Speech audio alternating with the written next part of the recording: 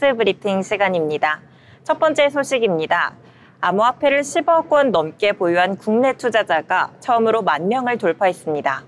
금융감독원이 공개한 자료에 따르면요. 국내 5대 암호화폐 거래소 기준 이들이 보유한 암호화폐 규모는 총 24조 원, 1인당 평균 보유액은 22억 원에 달합니다. 연령대별로는 50대가 가장 많았고 이어 40대, 60대, 그리고 30대 순이었습니다. 흥미로운 점은 20대 투자자 수는 가장 적었지만 1인당 평균 보유액은 가장 높아 26억 원이 넘는 것으로 나타났습니다. 현재 국내 거래 가능한 암호화폐 계좌 수는 1,000만 개가 넘고 전체 암호화폐 보유액은 111조 원 수준입니다. 전문가들은 정부의 주식 대주주 기준 강화로 과세를 피하려는 투자 자금이 암호화폐 시장으로 몰리고 있다고 해석하고 있습니다.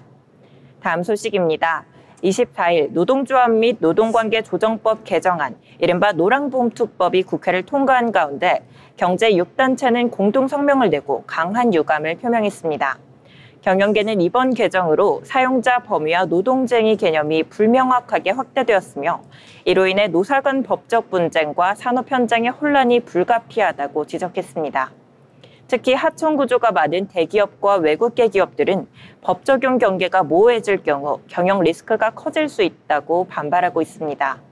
주한 미국 상공회의소와 유럽 상공회의소도 노조법 개정에 대해 기업인을 범죄자로 몰 수 있다. 그리고 한국 시장 철수도 고려할 수 있다라는 경고를 내놨습니다. 경제계는 대체근로 허용 등 방어권 입법과 보완 조치 마련을 요구 중이며 정부와 국회 산업 현장 혼란 방지를 위한 추가 논의를 촉구하고 있습니다. 다음 소식입니다.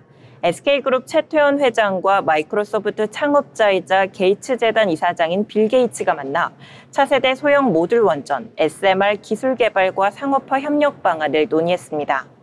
이번 회동은 SK가 2대 주주로 참여한 미국 SMR 기업 테라파워와의 협력 강화를 위해 이루어졌으며 게이츠 이사장은 한국 정부의 규제와 공급망 구축이 SMR 확산의 핵심이라며 SK와의 협업 의지를 강조했습니다.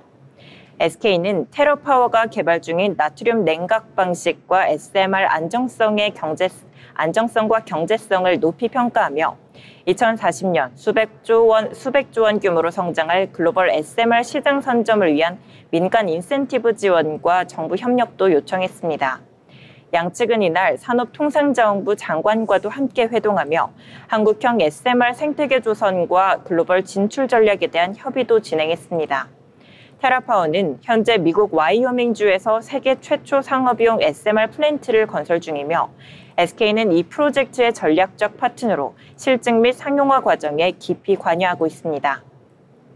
다음 소식입니다. 정부가 1%대로 추락한 잠재 성장률을 끌어올릴 해법으로 AI 대전환을 선택했습니다.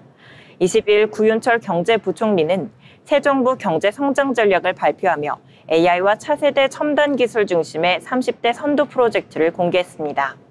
핵심은 로봇, 반도체, 자동차 등 7대 주력 제조업에 AI를 접목한 피지컬 AI 세계 1위 도약과 초전도체, LNG, 화물창 등 15개 차세대 기술에 상용합니다.